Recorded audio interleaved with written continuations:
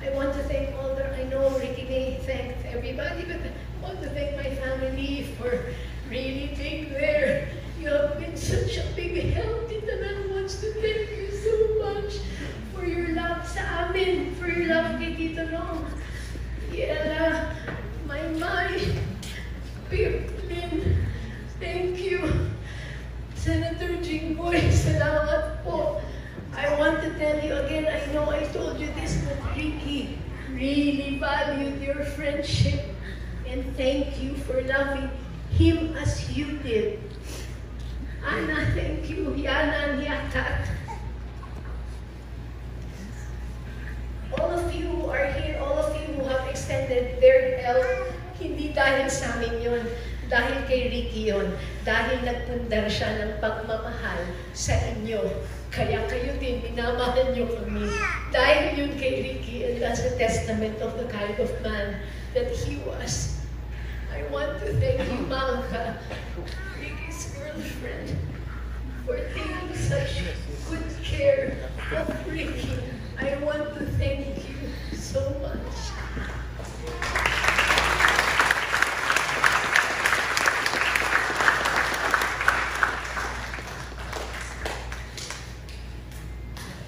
Thank you from my family to yours. Thank you so much for loving Ricky as you did. Thank you.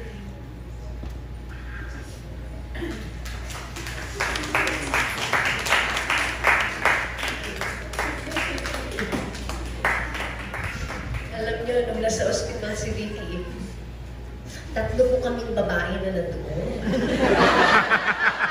Sharing my kwento.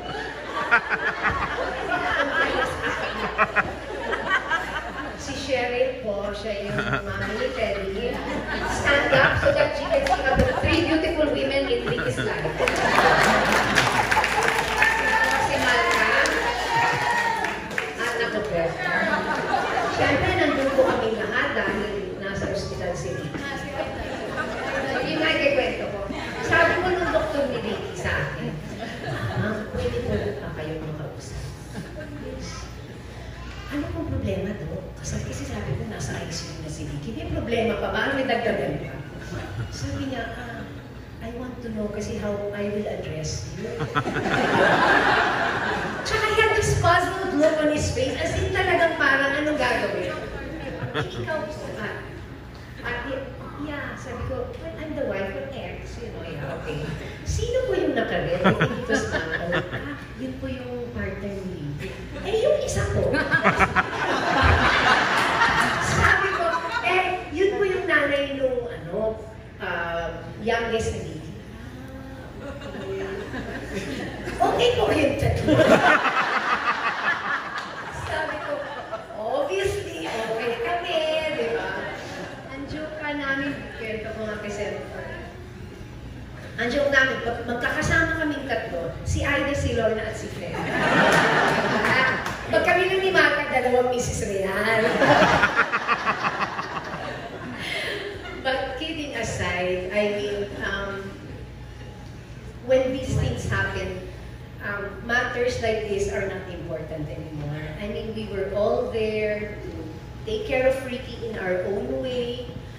I was there not only to check on Ricky, but to make sure that my children were okay because it was very difficult for them. But I'd like to say that the reason why we are all okay is because of the kind of man and person that Ricky was. So, let me just read this.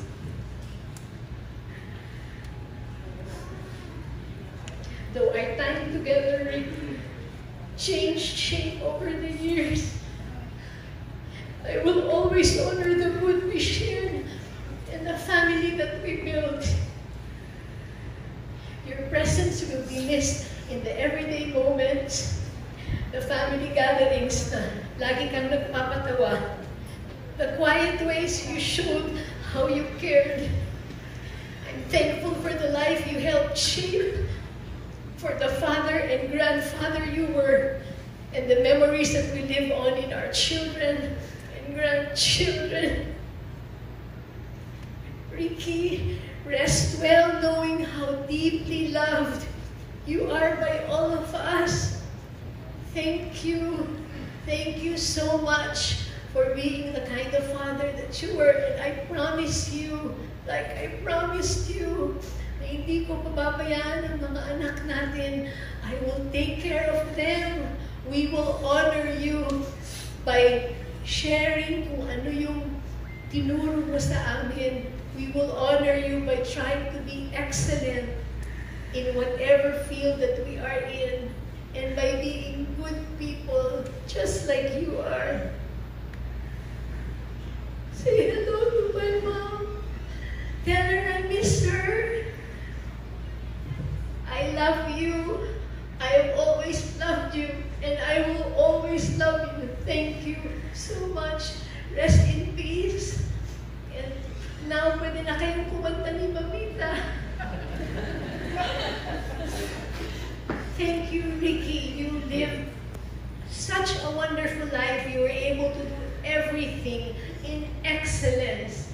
Thank you so much. Can I ask everyone, let's give Ricky a standing ovation.